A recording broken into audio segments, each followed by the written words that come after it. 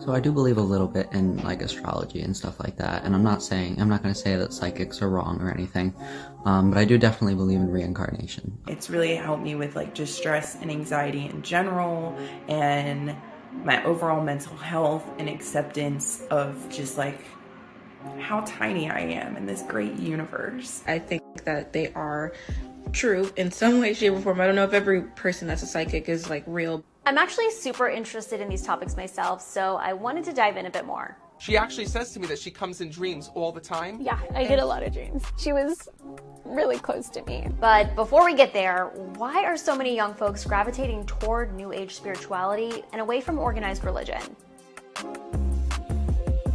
So what does spirituality mean to you? It's another form of knowing when things like science can't answer those questions. More than 60% of non-religious people say they also believe in New Age beliefs, such as psychics, reincarnation, and astrology. According to a recent survey, 1/3 of Americans 18 to 30 years old believe in astrology.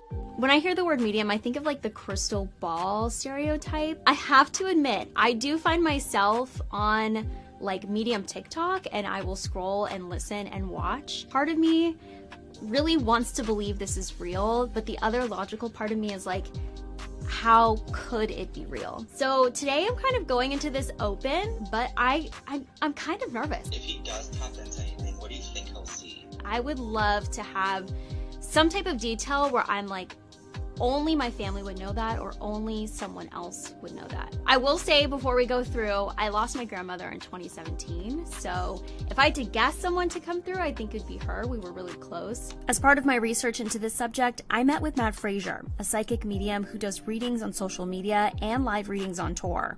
So Matt, did you grow up religious at all? I grew up Catholic here in this world. I made my communion, all the steps. But now doing this work, I consider myself more into spirituality. What are some of the common questions people are reaching out for you for? They want to know who their loved ones are with.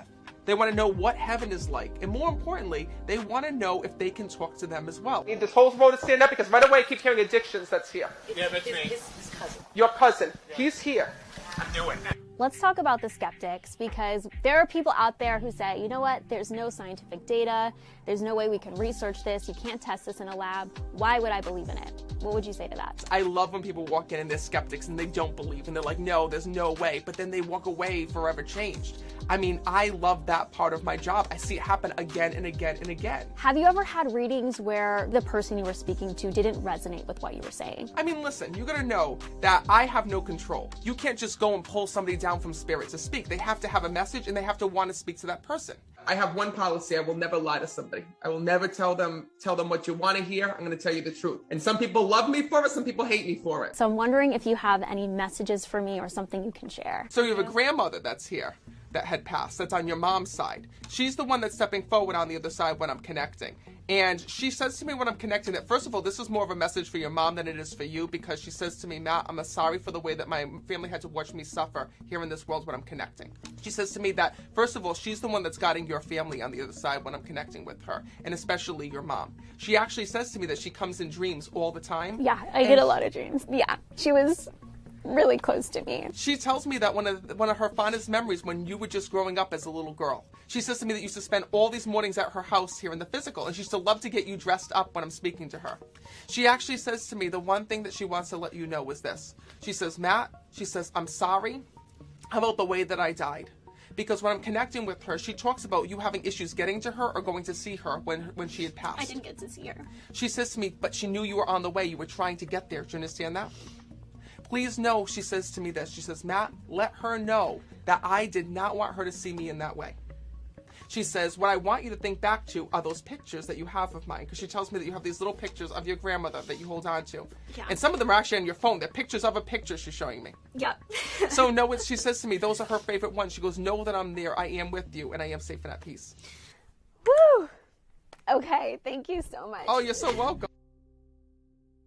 So the first thing that Spirit tells me is that heaven is not a physical place. And that's the hardest thing for us as humans to understand. Because here we live in the physical world. We have buildings, we have cars, we ride bicycles. Everything that we touch is physical. And one day, when we pass on, we leave our physical body here on this earth, but our soul lifts out of our body and transitions to the other side. That's the reason why we're able to live forever. It's also the reason why our loved ones in spirit can come through